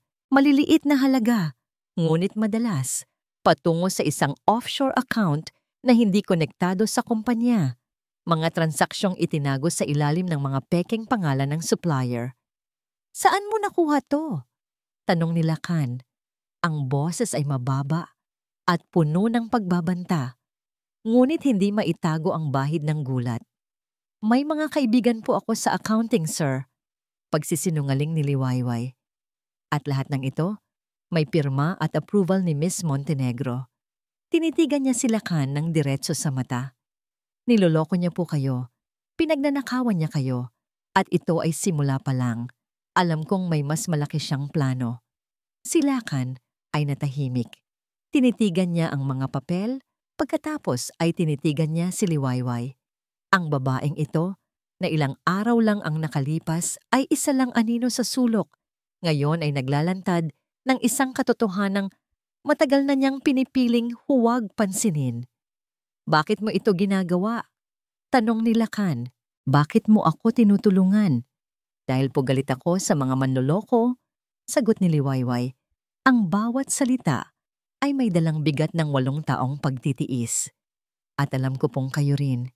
Sir, hindi niya lang po pera ninyo ang kinukuha niya, kundi pati ang tiwala ninyo. Tulungan ninyo akong itigil siya bago pa mahuli ang lahat.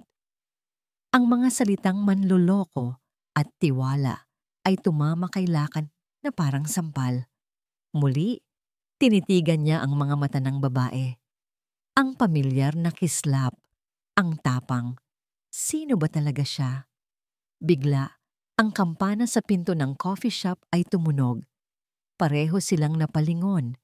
Nakatayo doon si Mahalina Montenegro. Ang ngiti sa kanyang labi ay agad na naglaho nang makita ang eksena sa harap niya.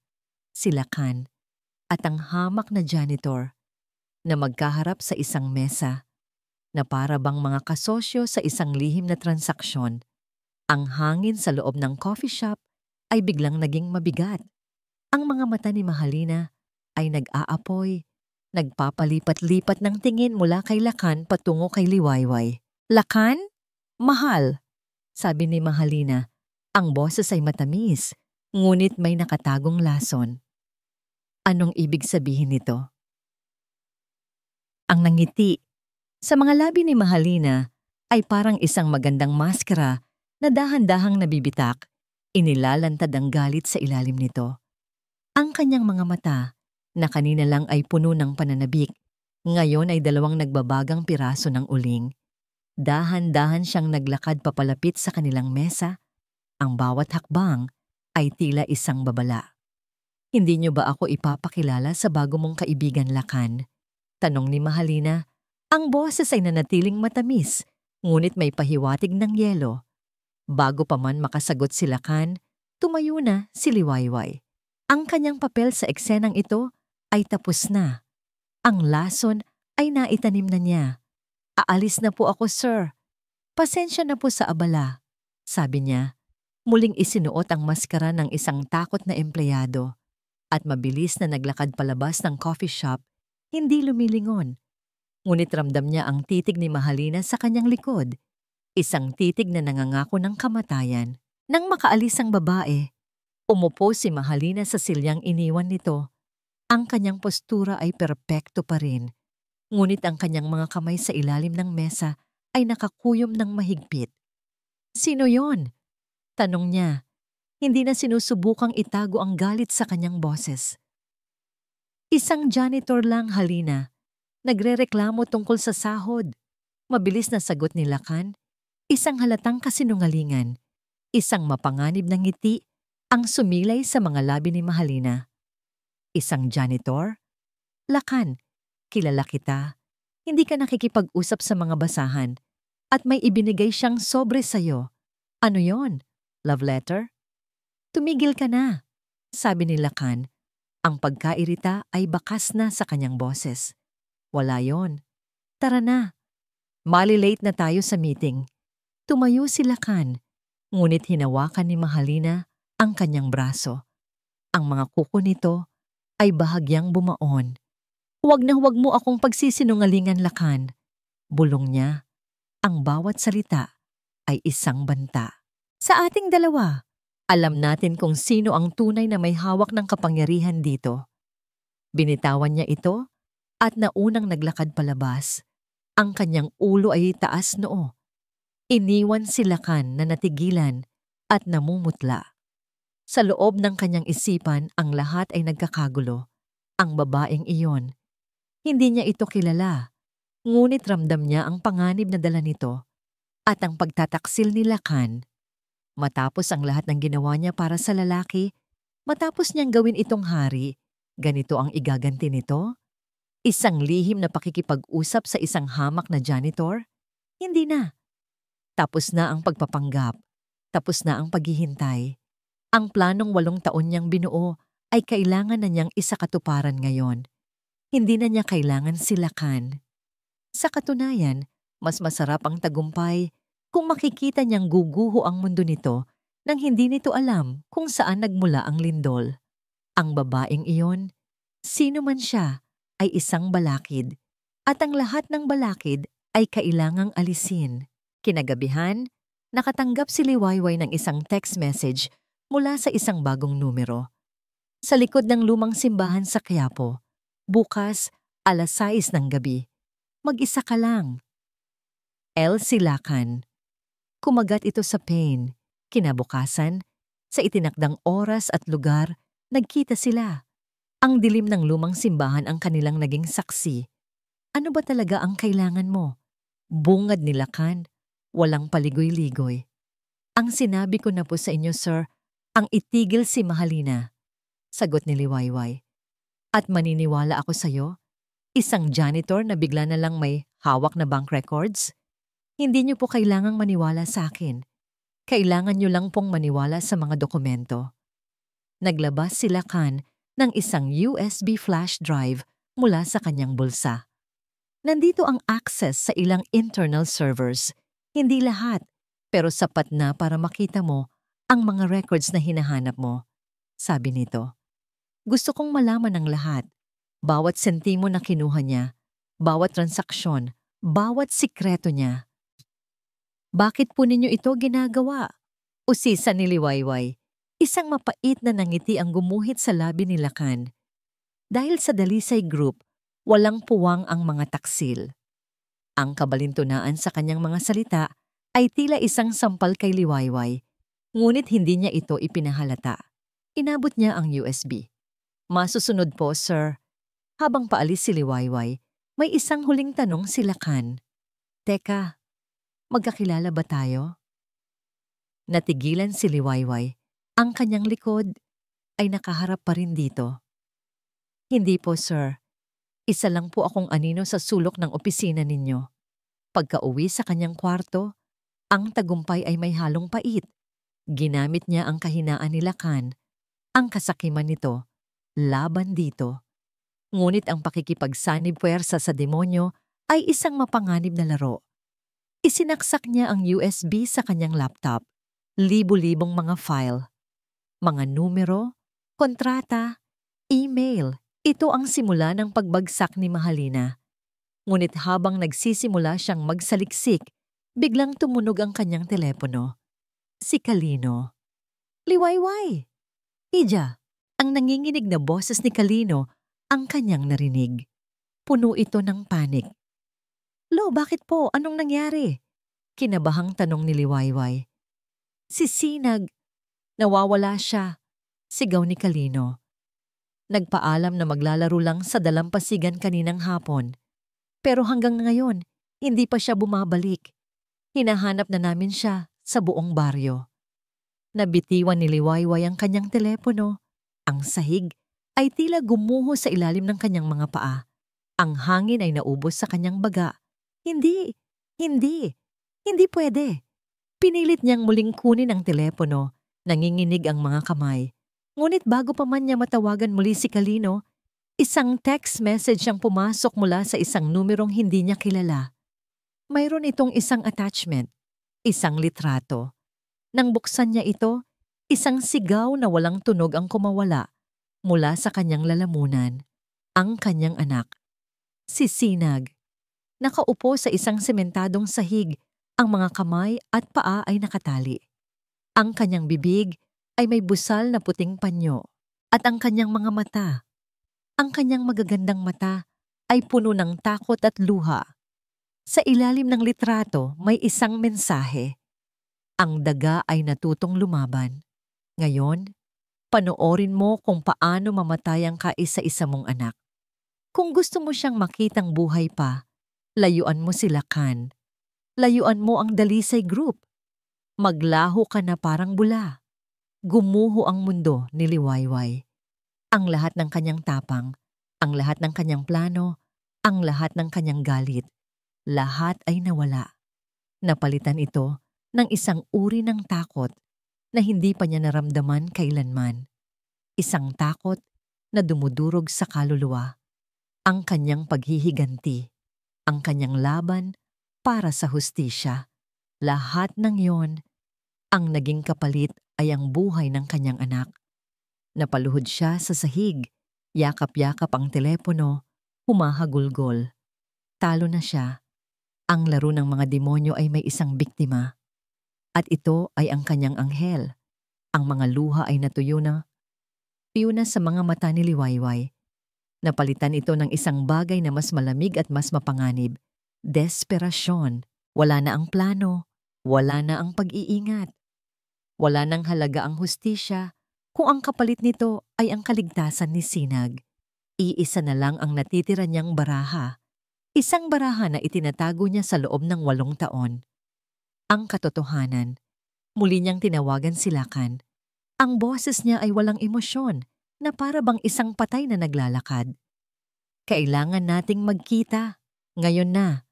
Sabi niya, hindi na gumagamit ng anumang paggalang. Sa lumang pier malapit sa Nabotas, mag-isa ka lang kung gusto mo pang malaman ang buong katotohanan. Bago pa man makasagot si Lakan, ibinaba na niya ang telepono. Ang lumang pier ay binalot ng katahimikan, tanging ang marahang hampas ng alon sa mga haliging kahoy at ang ihip ng maalat na hangin ang maririnig. Isang perpektong lugar para sa mga lihim at mga multo ng nakaraan. Dumating si Lakan. Ang kanyang mukha ay puno ng pagtataka at pagkainis. Ano na naman ito, Liwayway? Tapos na ang pasensya ko sa mga laro mo. Hindi sumagot si Liwayway. Dahan-dahan, itinaas niya ang kanyang mga kamay. Inalis niya ang sombrerong laging nakatago sa kanyang mukha. Sinuklay ng kanyang mga daliri ang kanyang buhok. Inalis ito sa pagkakatali. Hinayaang ilipad ng hangin. At sa wakas, dahan-dahan niyang inangat ang kanyang mukha at tinitigan si Lakan ng diretso sa mga mata. Sa ilalim ng maputlang liwanag ng buwan, ang peklat sa kanyang noo ay tila nawala. Ang pagod at pagtitiis sa kanyang mukha ay napalitan ng isang bagay na matagal nang kinikimkim. Ang mga matang iyon, ang mga matang laging nagbibigay kay Lakan ng kakaibang pakiramdam, ngayon ay puno ng sakit, galit at 8 taon ng mga tanong. Lakan, sabi niya, at ang boses na lumabas ay hindi na ang boses ni Liwayway. Ito ay mas malalim, mas pamilyar. Isang boses mula sa nakaraan. Ako ito. Napakunot ang noo ni Lakan.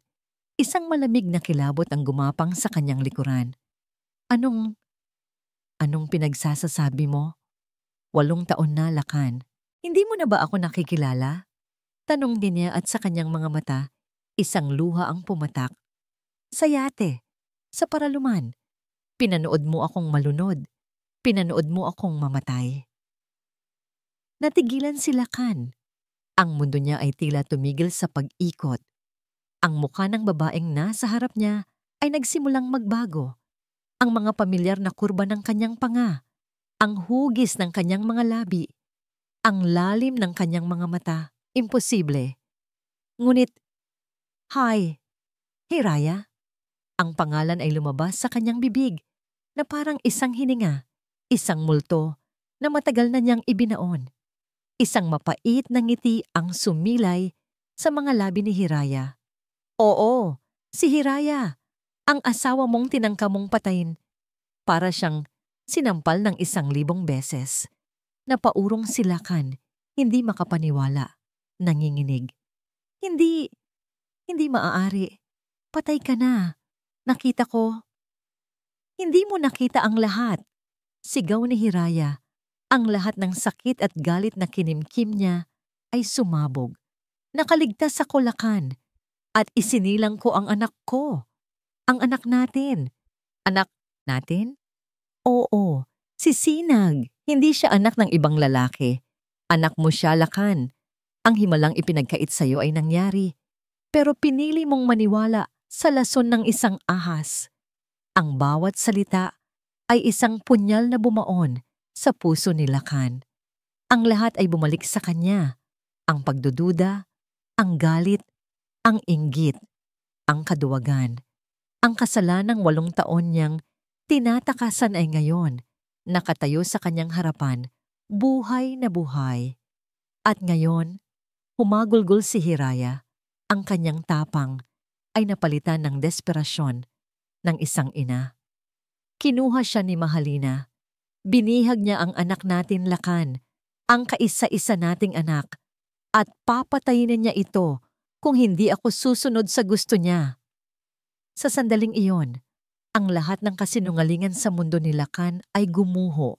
Ang kapangyarihan, ang yaman, ang respeto, lahat ay walang halaga.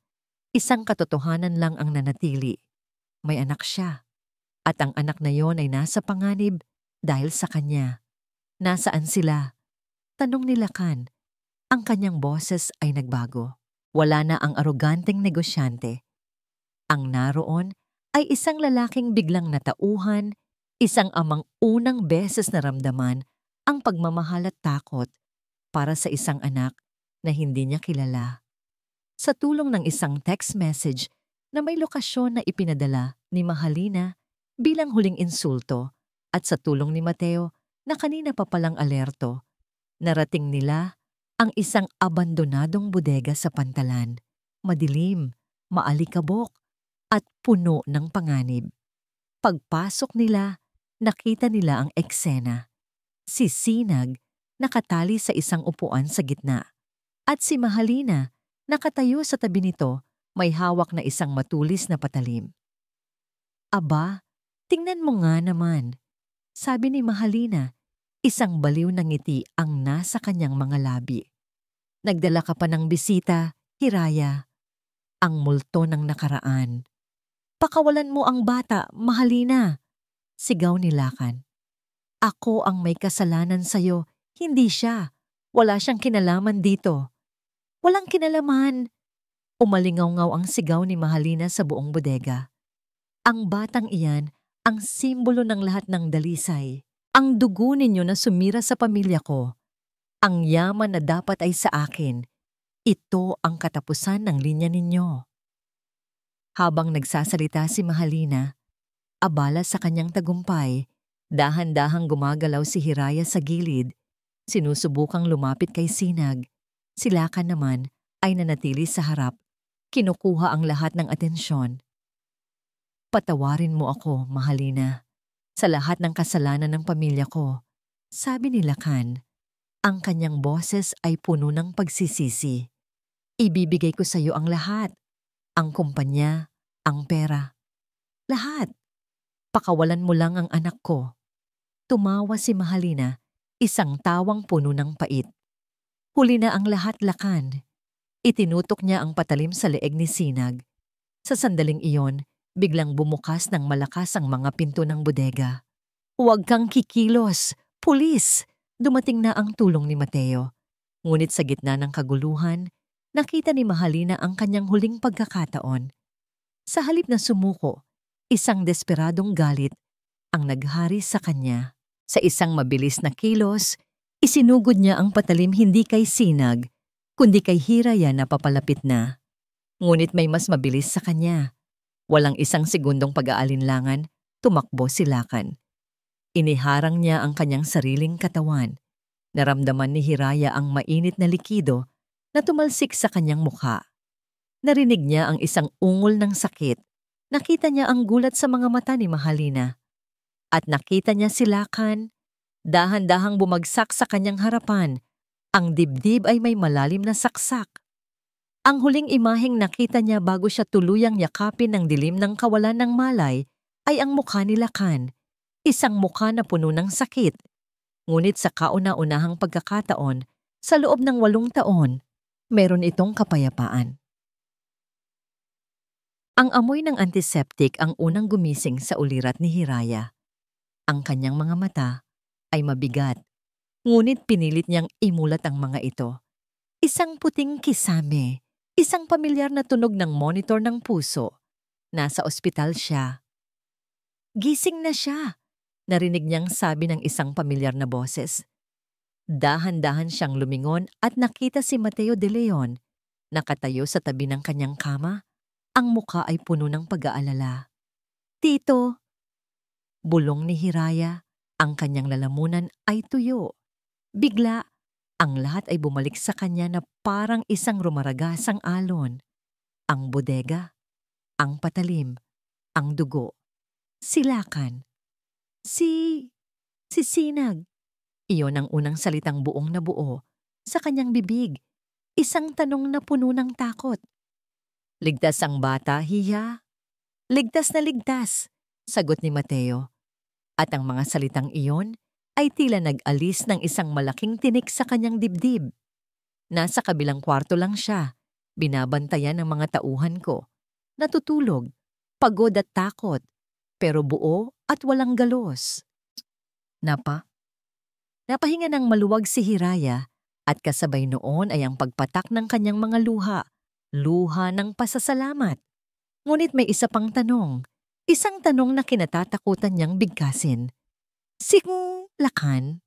Ang mukha ni Mateo ay bumigat. "Nasa ICU siya, Hiraya. Malubha ang tama niya. Ginagawa ng mga doktor ang lahat." Tumango si Hiraya. Hindi alam kung ano ang dapat maramdaman. Dapat ba siyang matuwa? Malungkot? Ang lalaking sumira sa kanyang buhay ay siya ring lalaking nagsalba nito. Ang puso niya ay isang magulong larangan ng digmaan ng mga emosyon. At si Mahalina, tanong niya. Nasa kamay na siya ng mga pulis na sagot ni Mateo. Sinubukan niyang tumakas, ngunit nahuli siya. At sa tulong ng mga ebidensyang ibinigay mo laban sa Dalisay Group at sa testimonya mismo ni Lakan bago siya operahan, hindi na siya makakawala. Lahat sila babagsak. Bago siya operahan, ibig sabihin, nagkaroon siya ng pagkakataong magsalita. Kinabukasan, pinayagan si Hiraya na makita si Sinag. Sa sandaling makita niya ang kanyang anak na ligtas sa kama nito. Tumakbo siya at niyakap ito nang mahigpit na para bang hindi na niya ito bibitawan pa. "Nanay, takot na takot po ako." Humikbi si Sinag sa kanyang balikat. "Shh! Tapos na, anak. Ligtas ka na. Hindi ka na pababayaan ni nanay. Pangako," sabi ni Hiraya, paulit-ulit, habang hinahaplos ang buhok ng bata. Mamayang hapon, habang natutulog si Sinag, lumapit sa kanya ang 2 pulis. Kailangan nilang kunan siya ng opisyal na pahayag. Ikinuwento niya ang lahat, ang bawat detalye. Ngunit sa pagkakataong ito, wala nang takot. Tanging ang bigat ng katotohanan. "May isang bagay pa po, ma'am," sabi ng isang pulis. Bago po dalhin sa operating room si Mr. Dalisay, nag-iwan po siya ng isang recorded confession. Inamin niya ang lahat. Mula sa attempted murder sa inyo, 8 taon na ang nakalipas hanggang sa mga illegal na gawain ng kanilang kumpanya. Ibinigay niya sa amin ang lahat ng password at access sa mga account na magpapatunay sa kanyang mga sinabi. Natigilan si Hiraya. Sa huling sandali, sa bingit ng kamatayan, pinili ni Lakan ang katotohanan. Makalipas ang 2 araw, habang nagbabasa ng libro si Hiraya para kay Sinag, isang nurse ang pumasok. Ma'am Hiraya, gising na po si Mr. Dalisay at hinahanap po kayo. Ang puso niya ay kumabog. Kailangan na niyang harapin ito. Iniwan niya si Sinag sa pangangalaga ng isang tauhan ni Mateo at naglakad patungo sa ICU. Nakita niya si Lakan na nakahiga sa kama, napapalibutan ng mga makina, maputla, mahina. Ngunit ang mga mata nito ay bukas at nakatingin sa kanya. Puno ng isang emosyon na hindi niya pa nakita rito kailanman. Ang dalisay na pagsisisi. Lumapit siya. Walang nagsalita sa unang ilang segundo. Hey Hiraya mo, sabi ni Lakan. Ang boses ay mahina at hirap. Tumango lang si Hiraya. Ang anak natin, ligtas ba siya? Oo, Lakan, ligtas siya. Ug isang luha ang gumulong mula sa mata ni Lakan. Patawarin mo ako, sabi nito. Ang bawat salita ay tila isang napakabigat na bato. Sa lahat, sa pagiging duwag ko, sa pagiging sakim, sa halos pagpatay sa inyo, walang araw sa loob ng 8 taon na hindi ako pinahirapan ng ginawa ko. Bakit, Lakan? Bakit mo ginawa iyon? Tanong ni Hiraya, ang tanong na 8 taon niyang gustong isigaw. Dahil sa takot, sagot ni Lakan. Takot na hindi ako sapat. Takot sa sasabihin ng pamilya ko. Takot na aminin ang sarili kong pagkukulang at nilamon ako ng takot na yon. Patawarin mo ako, Hiraya. Tumingin si Hiraya sa lalaking nasa harap niya. Hindi na niya nakita ang halimaw mula sa kanyang mga bangungot. Ang nakita niya ay isang taong wasak, isang taong naligaw at nagbayad na ng mahal para sa kanyang mga kasalanan. Pinapatawad na kita, Lakan, sabi niya. At sa pagbigkas ng mga salitang yon, naramdaman niya ang pag-angat ng isang mabigat na kadena mula sa kanyang puso. Hindi para sa iyo, kundi para sa akin, para sa kapayapaan ko, at para sa anak natin. Ngumiti si Lakan, isang mahinang ngiti. Sabihin mo sa kanya, sabihin mo kay Sinag balang araw na mahal siya ng papa niya. Kinagabihan, bumalik si Hiraya sa kwarto ni Sinag. Gising na ito at naglalaro. Umupo siya sa tabi nito. Sinag anak, kailangan nating mag-usap tungkol sa papa mo. Simula niya. Yung mandaragat po na kinuha ng bagyo? Tanong ng bata. Umiling si Hiraya. Hindi anak, iyon ay isang kwento lang. Ang totoong papa mo. Ang pangalan niya ay Lakan. Hindi siya perpektong tao anak. Marami siyang nagawang mali. Sobrang dami.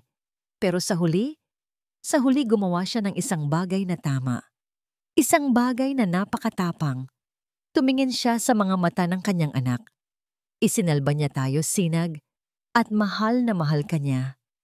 Kinabukasan, ang balita ay sumabog sa lahat ng news channel, ang pagbagsak ng Dalisay Group of Companies, ang pag-aresto kay Mahalina Montenegro, at ang confession ng nag-iisang tagapagmana, si Lakan Dalisay. Makalipas ang ilang linggo, habang nag-aayos na sila para umalis ng ospital, isang abogado ang dumating. May iniabot itong isang sulat kay Hiraya. Ang huling habilin ni Lakan. Sa kanyang testamento, ipinasa niya ang lahat ng kanyang personal na yaman, ang lahat ng natitira sa pangalan niya, sa kaisa-isa niyang anak, si Sinag Manalastas. Ang pagbabalik sa Baryo Amihan ay parang pag-uwi sa isang tahanang matagal na iniwan. Sa sandaling malanghap ni Hiraya, ang pamilyar na amoy ng dagat at marinig ang masayang sigaw ng mga batang naglalaro sa dalampasigan, alam niyang nasa tamang lugar na sila. Dito, siya pa rin si Liwayway. Ngunit ngayon, Hindi na dahil sa pagtatago, kundi dahil sa pagpili. Sinalubong sila ni Nakalino at Aling Sela ng mahigpit na yakap at mga luha ng kagalakan. Si Sinag ay agad na tumakbo papunta sa kanyang mga kaibigan. Ang trauma ng mga nakaraang linggo ay dahan-dahang napapalitan ng simpleng ligaya ng pagkabata. Habang pinagmamasdan niya ang kanyang anak na muling tumatawa, naramdaman ni Hiraya ang isang kapayapaang matagal na niyang hinahanap. Ang Maynila at ang pangalang Dalisay ay isa na lamang malayong bangungot. Ang yamang iniwan ni Lakan ay isang komplikadong bagay para kay Hiraya. Sa una, ayaw niya itong tanggapin. Ito ay pera na nabahira ng kasinungalingan at sakit. Ngunit isang gabi, habang nakaupo sa dalampasigan kasama si Mateo na dumalaw sa kanila, nabago ang kanyang isip. Hija, ang perang iyan ay hindi na pag-aari ng mga Dalisay, sabi ni Mateo habang nakatingin sa mga bituin. Iyan ay mana ng anak mo, karapatan niya. Huwag mong hayaang ang anino ng kasalanan ng kanyang ama ang magdikta sa kanyang kinabukasan. Gamitin mo yan para gumawa ng mabuti, para bumuo, sa halip na sumira.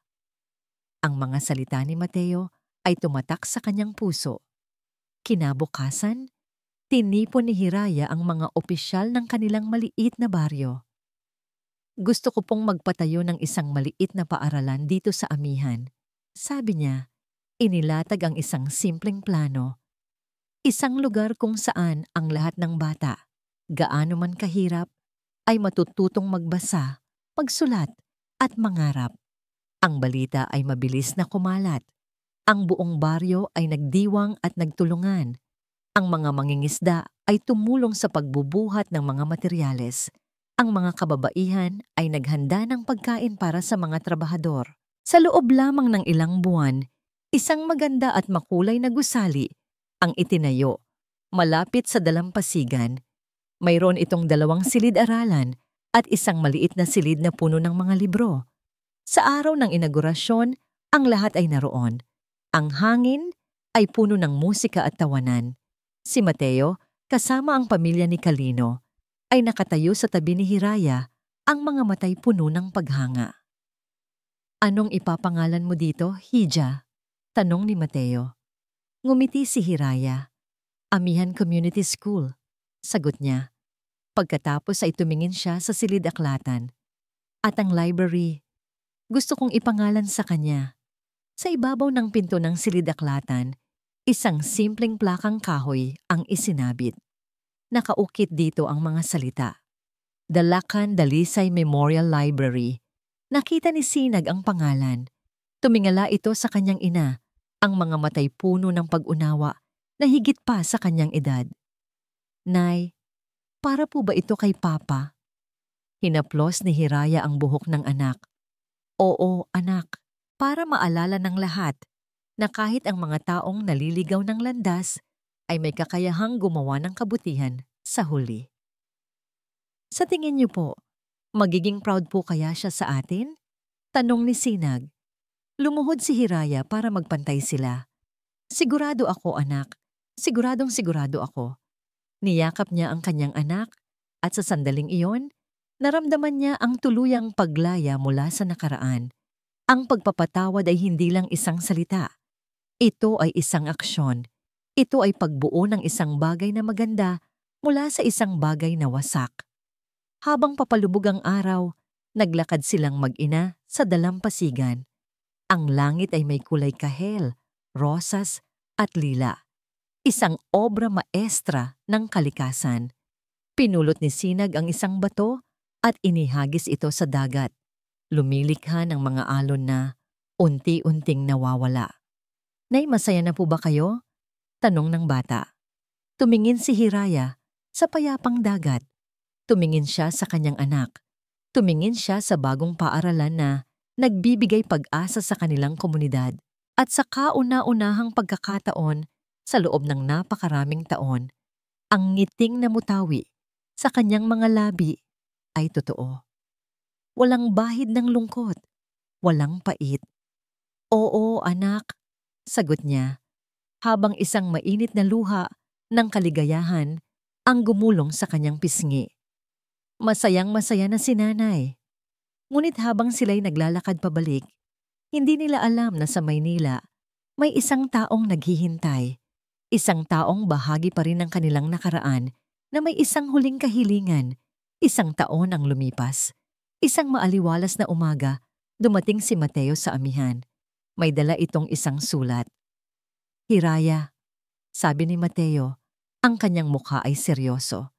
Galing ito sa city warden, si Mahalina. Gusto ka raw niyang makausap. Ang pangalan ay tila isang malamig na hangin na dumaan sa mainit na umaga. Ang huling piraso ng kanyang nakaraan. Ang huling multo na kailangan niyang harapin. Ang pagbabalik ni Hiraya sa Maynila ay ibang-iba sa dati. Hindi na siya isang aninong nagtatago sa dilim. Ang dala niya ngayon ay liwanag at kapayapaan na natagpuan niya sa amihan.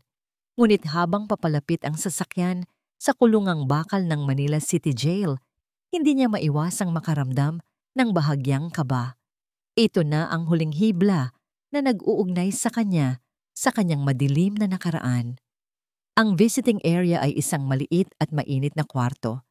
Hinahati ng isang makapal na salamin. Naupo si Hiraya at naghintay. Ilang sandali pa, isang babae ang pumasok sa kabilang panig. Nakaunipormeng kulay kahel, eskortado ng 2 gwardiya. Si Mahalina Montenegro. Ang dating reyna ng karangyaan ay wala na. Ang kanyang buhok ay walang ayos. Ang kanyang mukha ay walang kolorete. Inilalantad ang pagod at kapaitan sa ilalim nito. Ngunit nang magtama ang kanilang mga mata, wala na roon ang nag-aapoy na galit. Napalitan ito ng isang bagay na mas malalim, isang malamig na pagtanggap sa kanyang kapalaran. Umupo si Mahalina at kinuha ang telepono sa kanyang panig. Kinuha rin ito ni Hiraya. Nagulat ako na pumayag kang pumunta. Sabi ni Mahalina, ang boses ay paos, malayo sa matamis na tono na dati niyang ginagamit bilang sandata. Gusto kong malaman kung bakit. Simpleng sagot ni Hiraya. Isang mapait na ngiti ang gumuhit sa mga labi ni Mahalina. Bakit? Dahil sa galit, Hiraya. Isang galit na halos 30 taon kong kinimkim sa aking puso. Habang ikaw ay lumalaki sa simpleng pangarap, ako ay lumaki sa anino ng trahedya na nilikha ng mga dalisay. Ang bawat tagumpay nila ay isang insulto sa alaala ng aking ama. Nakinig lang si Hiraya, hinayaan si Mahalina na ilabas ang lahat. Ginamit ko si Lakan, ginamit ko ang kahinaan niya, ang takot niya sa kanyang ama. At ikaw ang naging perpektong balakid, ang inosenteng guro na nagbigay sa akin ng dahilan para lalong isaksak ang mga kuko ko sa kanya. Pagpapatuloy ni Mahalina, akala ko, kapag nasira ko na sila, kapag nakuha ko na ang lahat, magiging masaya ako. Magkakaroon ako ng kapayapaan. Naging masaya ka ba? Mahinahong tanong ni Hiraya. Umiling si Mahalina at sa unang pagkakataon, nakita ni Hiraya ang isang kislap ng totoong pagsisisi sa mga mata nito. Hindi. Dahil sa huli, naging katulad lang ako nila. Naging halimaw lang ako na sinisira ang buhay ng mga inosente, tulad ng anak mo. At iyon ang kasalanang habang buhay kong pagbabayaran. Isang mahabang katahimikan ang namagitan sa kanila. Hindi ito isang katahimikan ng galit, kundi ng isang pag-uunawang walang salita. Nanalo ka, Hiraya, sabi ni Mahalina sa wakas. Nakuha mo ang isang bagay na hinding-hindi ko makukuha, kahit na makuha ko pa ang lahat ng yaman sa mundo. Ano yon? Tanong ni Hiraya. Kapayapaan, sagot ni Mahalina. Tumayo na si Hiraya. Wala nang kailangang sabihin. Sana. Balang araw, Mahalina, mahanap mo rin ang kapayapaan mo. Sabi niya, bago tuluyang tumalikod at naglakad palayo. Iniwan ang huling multo ng kanyang nakaraan sa likod ng makapal na salamin. Paglabas niya sa kulungan, ang sikat ng araw ay tila mas maliwanag. Huminga siya ng malalim at sa pagbuga ng hangin, kasabay nitong lumabas ang huling bigat sa kanyang dibdib. Tapos na. Totoong tapos na. Epilogue. Ang huling eksena ay sa dalampasigan ng amihan. Ang araw ay papalubog, nag-iiwan ng kulay ginto sa kalangitan. Si Hiraya, ngayon ay sigingaliwayway manalastas. Ang minamahal na guro ng Amihan Community School ay nakaupo sa buhanginan, nagbabasa ng isang libro. Ilang sandali pa, isang 9 na taong gulang na batang lalaki ang tumakbo palapit sa kanya. May dalang 2 kabibe. Si Sinag, ang kanyang sinag ng pag-asa. Naitingnan niyo po, magkaparehas sila. Masayang sabi ng bata. Ipinakita ang mga kabibe. Kinuha ni Hiraya ang isang kabibe. Ang ganda, anak. Umupo si Sinag sa tabi niya. Isinandal ang ulo sa kanyang balikat. Magkasama nilang pinanood ang dahan-dahang paglubog ng araw sa dagat. Ang parehong dagat na minsang sumaksi sa trahedya, ngayon ay isang larawan ng walang hanggang kapayapaan. Nay, bulong ni Sinag. Mahal na mahal po kita. Ngumiti si Hiraya, isang ngiting totoo, dalisay, at puno ng kagalakan. Hinagkan niya ang tuktok ng ulo ng kanyang anak. Mahal na mahal din kita. Sinag ko, higit pa sa lahat. Dito nagtatapos ang kwento ni Hiraya. Hindi sa isang marangyang mansyon, kundi sa isang simpleng baryo sa tabi ng dagat. Ang kanyang tagumpay ay hindi nasusukat sa yaman na nakuha, kundi sa kapayapaang natagpuan.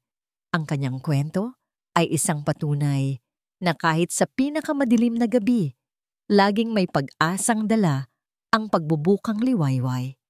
At dito po nagtatapos ang kwento ni Hiraya. Isang paglalakbay mula sa pinakamadilim na gabi patungo sa pinakamaliwanag na umaga. Mula po sa kaibuturan ng aking puso, maraming salamat sa inyong paglalakbay kasama ako at si Hiraya. Ang samahan ninyo sa bawat kabanata, sa bawat pagpatak ng kanyang luha at sa bawat pagngiti ng kanyang tagumpay, ang siyang nagbigay buhay at kahulugan sa kwentong ito. Habang isinusulat ko ang kanyang paglalakbay, naramdaman ko ang bawat pighati, bawat takot at bawat munting pag-asa na kanyang pinagdaanan.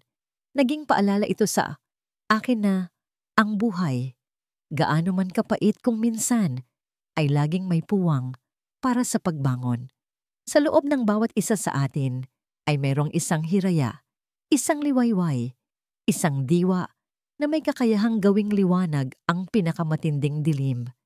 Nais kong iwan sa inyong mga puso ang mensahe ng pag-asa, ang mensahe na ang pagpapatawad, lalo na sa ating sarili, ang unang hakbang tungo sa tunay na kalayaan, at ang pag-ibig sa pinakadalisay nitong anyo, ang siyang pinakamalakas na puwersa na kayang ayusin kahit ang pinakasirang mga piraso ng ating pagkatao. Ngayon, nais ko namang marinig ang inyong boses.